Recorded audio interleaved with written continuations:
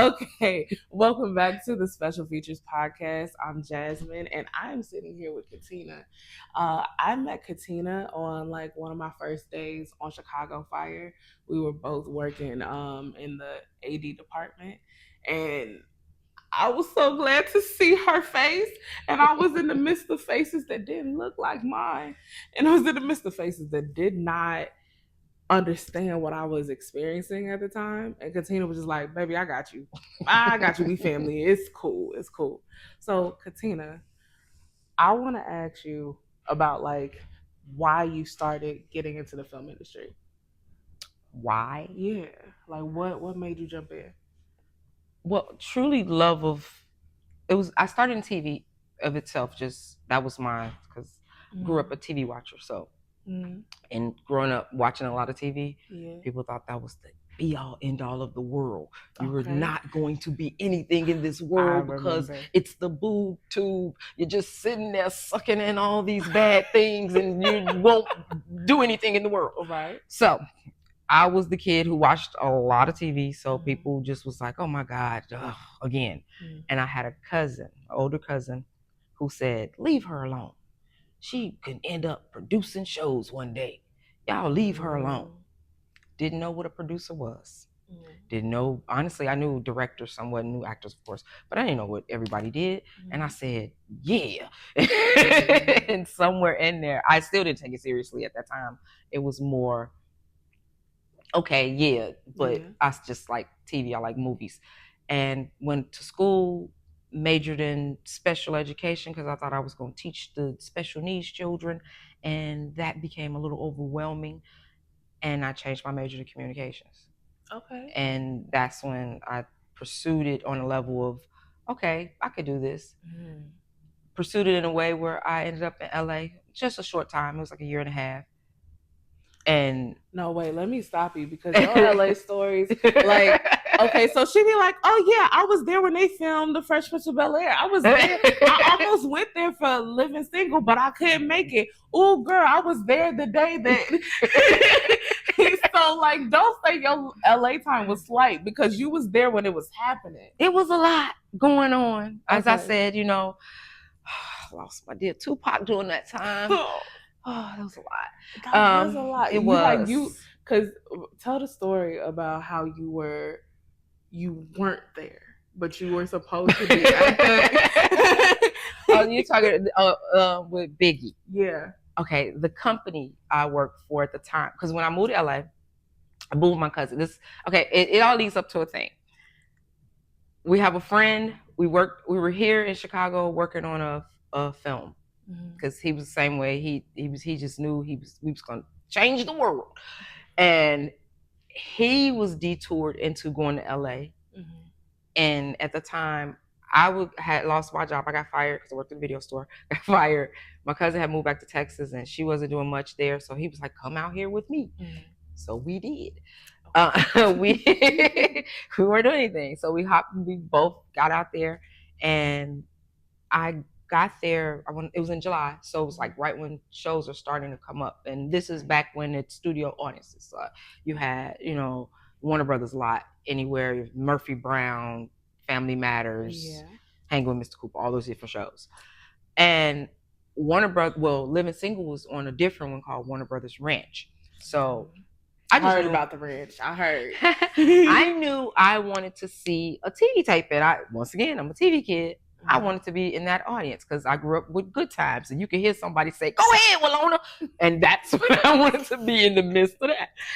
And so I found looked through the phone book and found the number, called, and they put me on the list, and I showed up all happy and excited. Couldn't get in. It was because back then they overbooked everything, so you couldn't get into the show. I then said, okay, well, I saw what they were doing. I said, well, what are you doing? How did I get this job, what you're doing?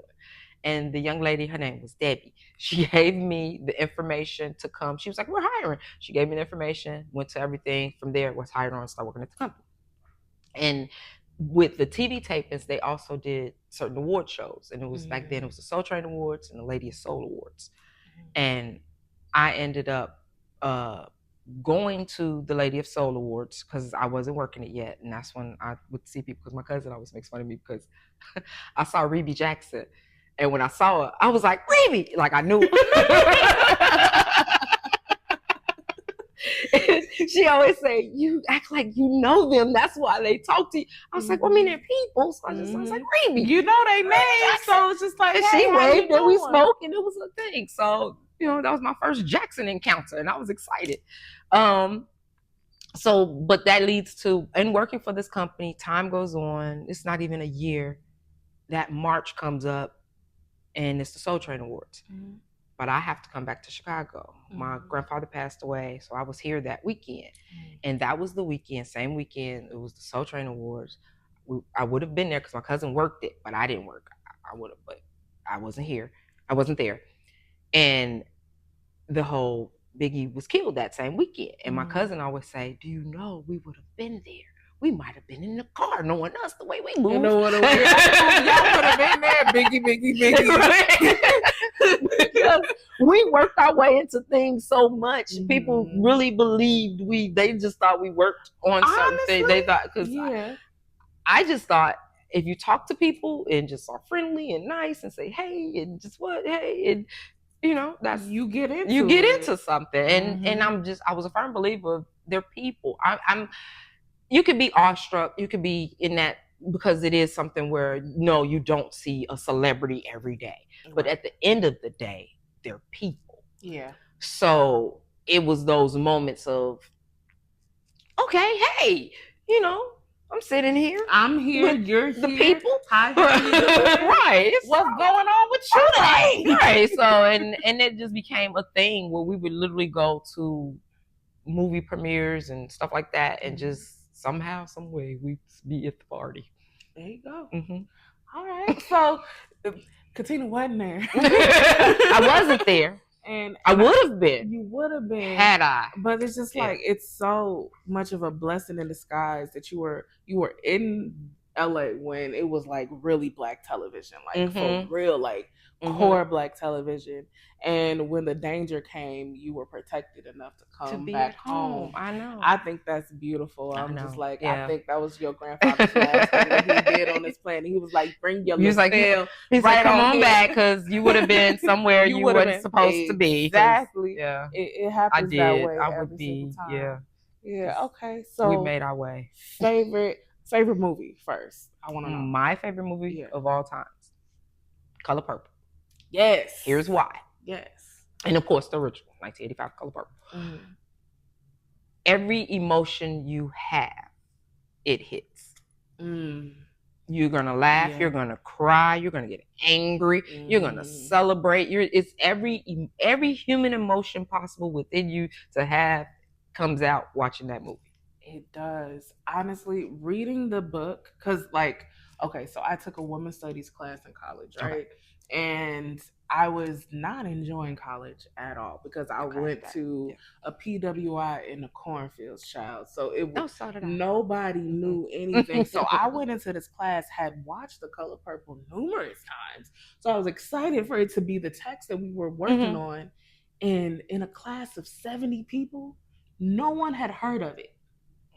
No one had heard of it. I want to look into the camera. No one had heard The Color Purple. I was in a room full of 70 white people, the only black woman, and the teacher was a white woman, and no one had heard of The Color Purple. Steven Spielberg directed it. Yeah. And y'all telling me that y'all don't, okay, fine.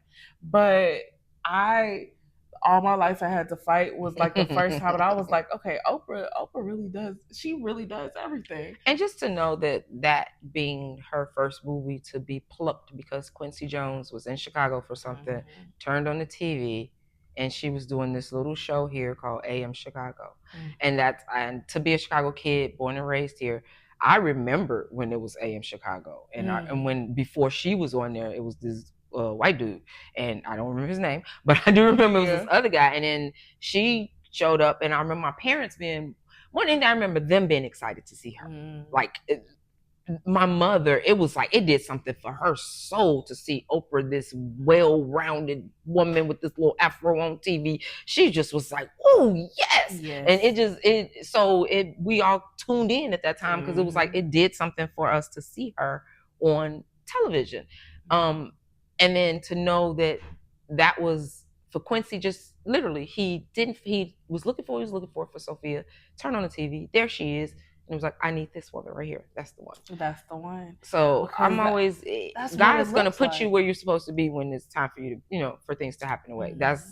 I'm a firm believer in what God has for me. It's for me. So this whole idea that when people say, oh, somebody, they stole this or they took this idea. No.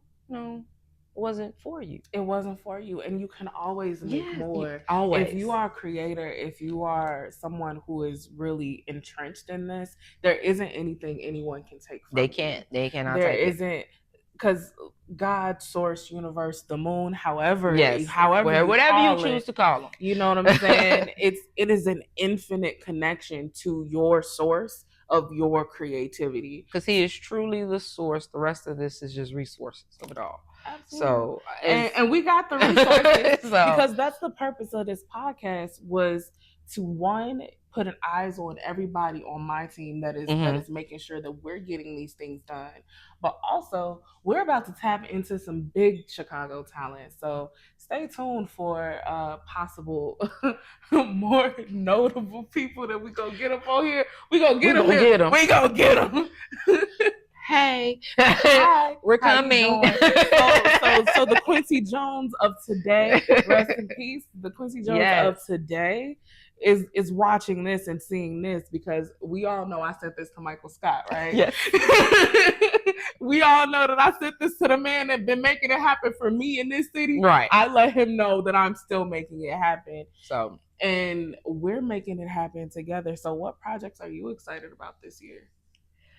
This year, I mean, I'm excited that with the collaborations we all have, that we're all coming together to bring our talents, because that's one of the things that just working in the industry here, that a lot of people, we've been saying it for years. It's like, oh, we all do this in different departments. We need to come together. We can do our own thing because we all bring our own individual talents to this. Now, what I know is happening now is collectively we're all working together to help each other launch our own thing. So for me, I'm just happy to actually just get out there and get stuff done this year. It's like, this is the year to get things done. Get it done. It's like, to spend so much time always talking about what's going to happen, or, oh yeah, I said, no, this is the year everything's getting done. Yes. And I went crazy. And I want everybody to know that my team is like, Jasmine, are you okay? No, I'm not. I'm not going to be okay until everything is done. I'm not going to be okay until we are walking the red carpets that we also purchased. I am not going to be okay until everyone knows how crazy amazing. Like, Katina is sitting here and she's like been in everything and has this wealth of knowledge, this wealth of experience, and we need to be able to collectively use that for our benefit. There should never be a space where this talent goes unused. You know what I'm saying? And that is truly how I feel. So when, like, Tiffany Haddish, regardless of everything else, my favorite thing about her was that she was like, she wanted to bring everybody with her. And what I do respect is to see different interviews with people. I mean, like I said, regardless how people feel, you can feel how you want to about a person and their work or whatever. But what I can see of her work ethic, it's crazy. Just in that she's gonna stay out there and make sure you see her. But she didn't just everybody she told she was gonna bring with her, she did. Yeah. Now, what you do with that is on you. I can't. Exactly. She can't hold your hand the whole way. But she said, "When I get there, I'm coming back," and she did. And she did that. So, and I've seen the different people that she said that to watch their careers and just see them flourish the way they're doing right now. Flame Monroe, love that. Yeah, she is She blows my mind every time she opens her mouth. He right. No, she make the money. We.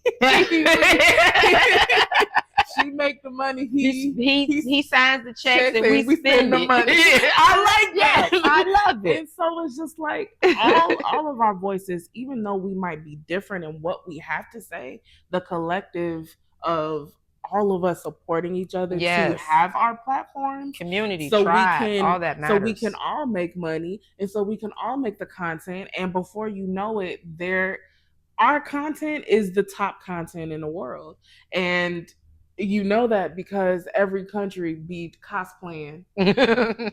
We love y'all, Korea. We love y'all, beautiful. China. But the cosplay be real, and we need to talk about it. Okay, so let's see. So we talked about your favorite movie, but okay, so since you were on all of these TV shows, I want to talk about your favorite one to work. To work in. Because it's a difference of what you do when you work on shows. Mm-hmm. And because I've done different things in different spaces of them. Mm-hmm. Like in LA, I was a page because I worked like the Tonight Show with Jay Leno because they needed it. When you come in, because that was I saw Tina Turner. So that was exciting for me. Yeah. But I never worked living single. Oh, no. No. Yeah. I never worked it, but I was there every week for the time. You said I wanted to see that. I was in the audience. You laughed with me. So I was there every week, like because that wasn't a show I worked, like I said, but I was there to see the taping. I was there when they did the finale, the wedding. It was so much to be there. That final season, that was a big deal. So that being in that space around those people, that was my first being around, I guess, the professionals, if you will. And I was excited. I was a kid, 23, just I'm in this space with all these people, and it's ooh, this is exciting. Look at.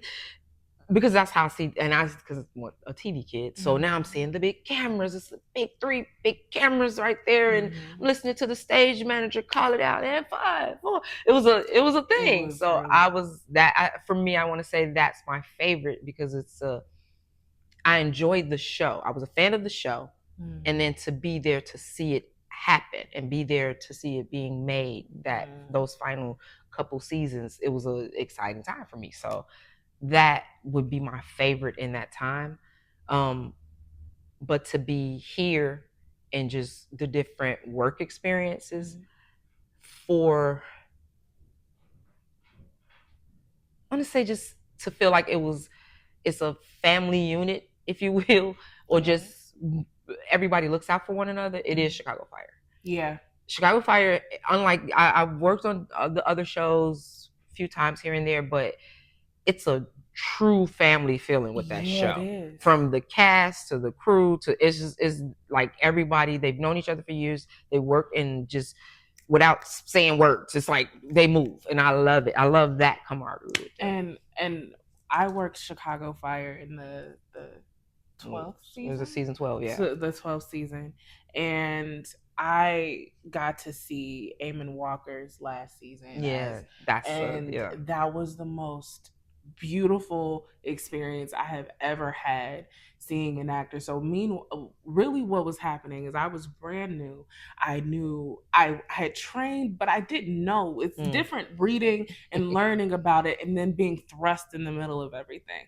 Very different beast. And Eamon Walker, number 2 on a call sheet, sees me probably being nervous, and he waits until I'm by myself and he pulls me aside and he's like, okay, so you're in a new world, and I can see you, and I want you to know that I can see you. If anybody bothers you, if anybody tries you, I want you to understand that that's what's going to happen. That everybody here, we are loved, we are trying our best, but in people's stress, they can show their ass. a little bit. And so he was like, in that moment, I want you, before you respond to it, come talk to me, and we'll decide if that's something that you need to, take on the chin, or if we need to escalate what's going on, because I want you to feel safe. I want you to be able to do the best that you can here. And so he was like, and he rests his hand on my shoulder, walked away, and then delivered a monologue about family and power. And I was like, I have a father figure. Oh my God. And so no father figure for me. we had this. It was so funny. I was like, that's my father figure. She was like, he ain't my father figure. No. I saw him in he was doing something to me. But like, for me to have, and I really think that the family spirit of Chicago Fire, and that's comes what it from is. Eamon Walker's. Like, he is involved in everything. He was involved in training the firefighters. He was involved from the top down. And that's why I think even with his send off, there's not really a send off because it's left room to come visit. Yeah. It was it was really beautiful just because, like they said, he's the soul of the show. So that carried throughout everything. And so just in my go wrap it all in. The experience of just that show here is my fondest, if you will, because I love the family of it all. I've worked, like I said, a few things. And I've met a lot of people through the years who really, the show itself may not have been great, but the experience with those people. So I'll always take that to be what it is. I was like, I've met a lot of great people along the way. I worked on a reality show before that was horrible from all angles. all angles. Okay. And it was 2, maybe 3. No, I take that back. It was about 4 people within the production of it all that were saving graces of it, in that they were the human people who kept other people from crashing out. Right. So, because when you're in this, crashing out is very easy. And when I say this was one of those, I don't put people out there, but at the same time, if I see that come across in an email, I go right on by. Yep. We don't work with those people because that's, my mental health is way more important. It's way it's way more important. I really love this because, like, I would tell people, I was like, I love Chicago Fire. I love working in television, and people are like, we've been through the trenches. And I was like, my perfect little show. And I get what people, because I did that working a show where it was the first season, and in the end, when people see the end result, like, oh, it was good, it was great. I was like, oh, I'm glad y'all liked it. But if y'all know the hell we went through, man, I'm telling you, I'm glad you enjoyed it. It is hard, but so, like, okay, so to give myself a plug, Prideless, we worked on Prideless together. It's the short film that we created, and the way that came to be is I had all of these scripts ready. I was working on set. I was asking questions. I was making real relationships, because I don't like to say that I was making connections or networking. I was just making friends. And one day, like toward like the last couple of days, and I was like, I don't know what I'm gonna do. I'm not gonna be here no more. I don't know. Like this, like filmmaking is it is intense. You get addicted to it. But Greg Van Horn, shout out to Greg Van Horn, big up to Greg Van Horn, Greg. Because Greg one day he was just like, I wish I had a project, and I was like, hi, here's the scripts. And he was like, are you sure? And I was just like, no, I have the pitch deck ready. I'm ready. My mom sold her house. I have the funds. Let's go. Let's get it done. Let's get it done.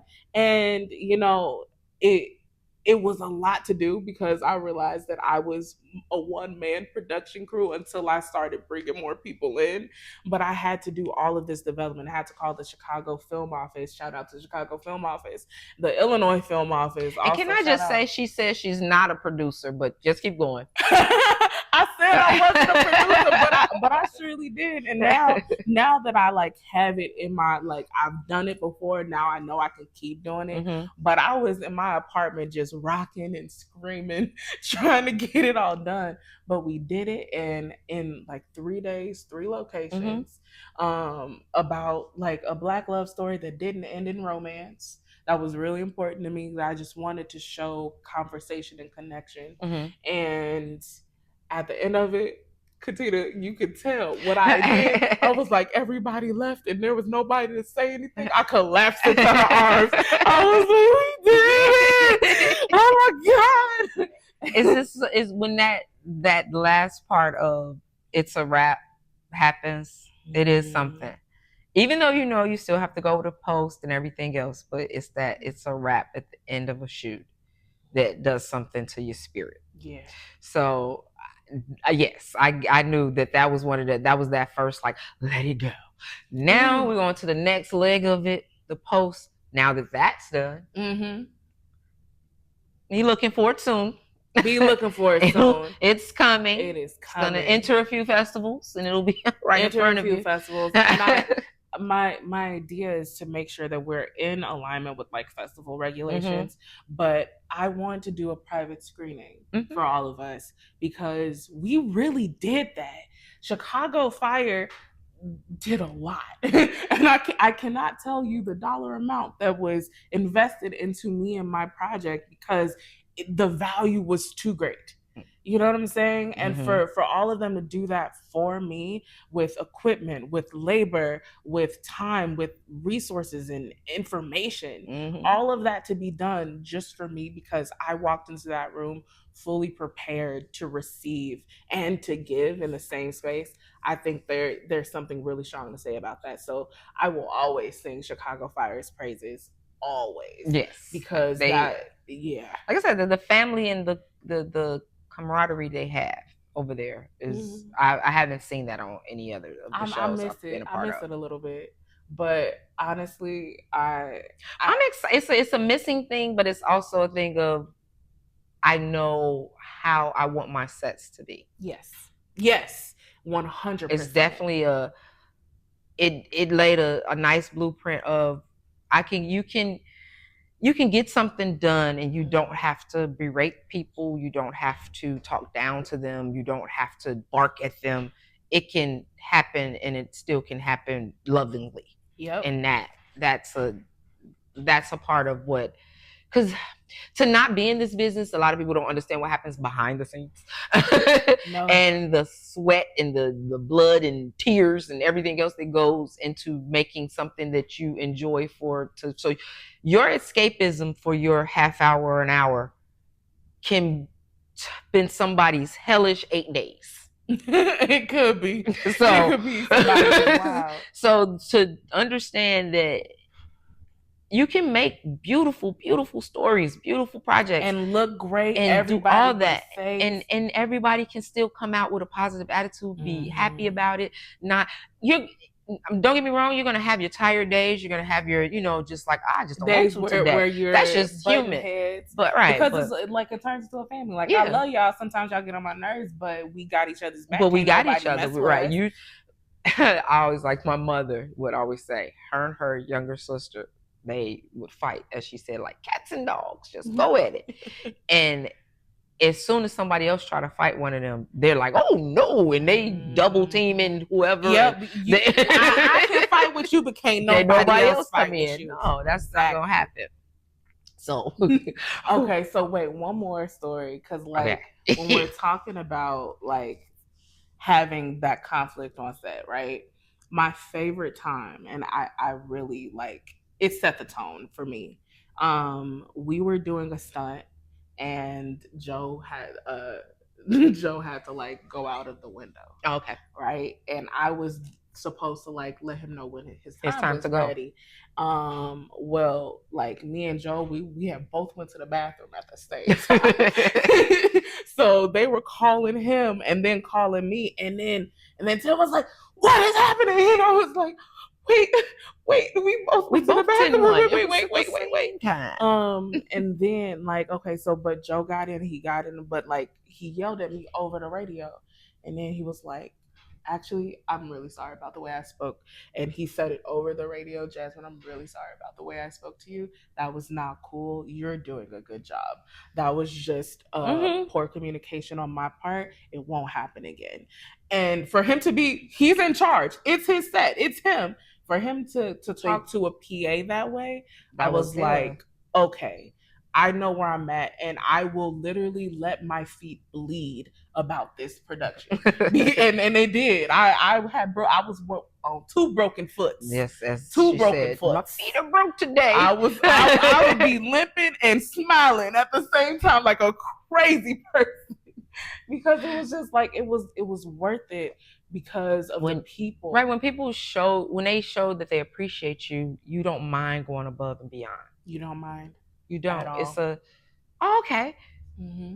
I get it because you're under whatever stress you're under, and you may have said it or maybe a little snappy, but to come back and apologize for it, or just everything that goes with it. That's even that.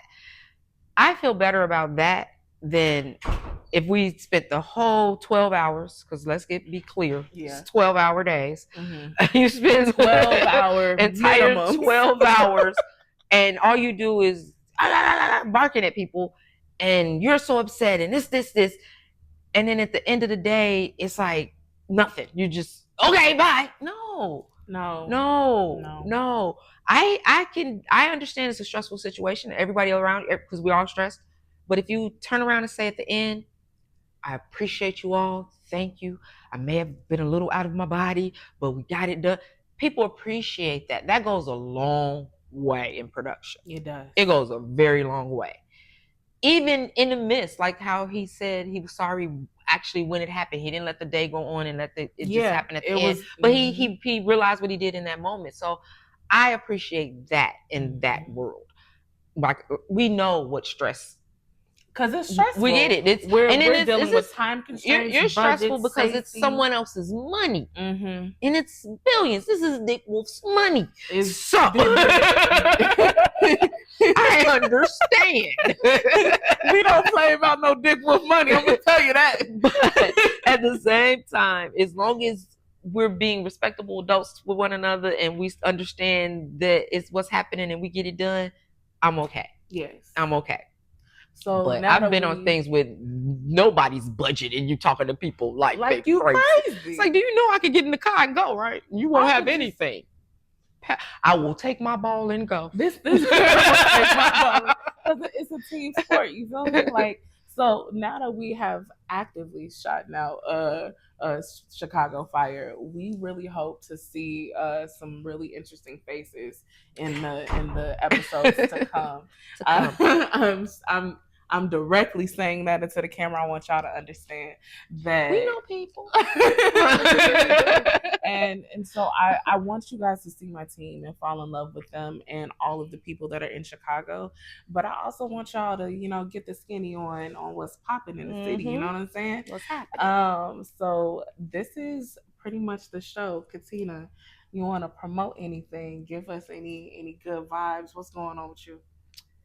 Right now, everything I'm doing is still in pre. So we're still ironing out scripts. We're still getting stuff going, and everything's wrapped up with this one. So whenever she says, such and such is coming out, oh, okay, then it's coming out. Yep. But yeah, I'm just ready to move when it's time, when I need to move.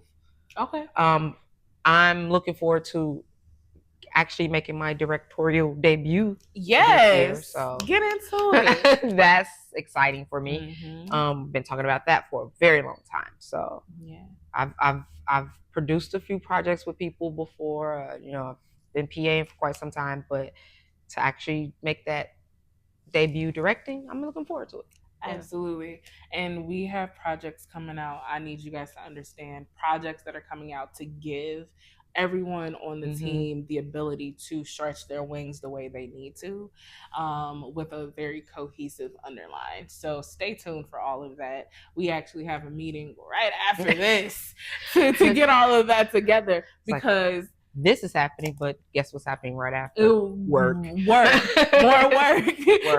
There's nobody behind the camera because Katina's sitting I'm right here. So that's why I keep. Don't think I'm being rude. I'm looking at my phone because we're timing this. So I'm gonna let us. And we're good. We're good on time. We're doing really good. And you know what? I'm so proud of all of us and what we're doing, because it's not stopping. Like normally things like this happen and like the momentum is there, but something falls off. I need you to understand that I won't sleep until it's done. She doesn't. I sleep. I won't sleep and I won't eat. I lay down. And I might not eat. I will survive off coffee. My sister yelled at me. She was like, "It's been 2 days. I ain't seen you use the bathroom once." Yeah. It was very much Ali Wong when she was filming her first movie. Did you? Yeah, we need to go. No, you have to go.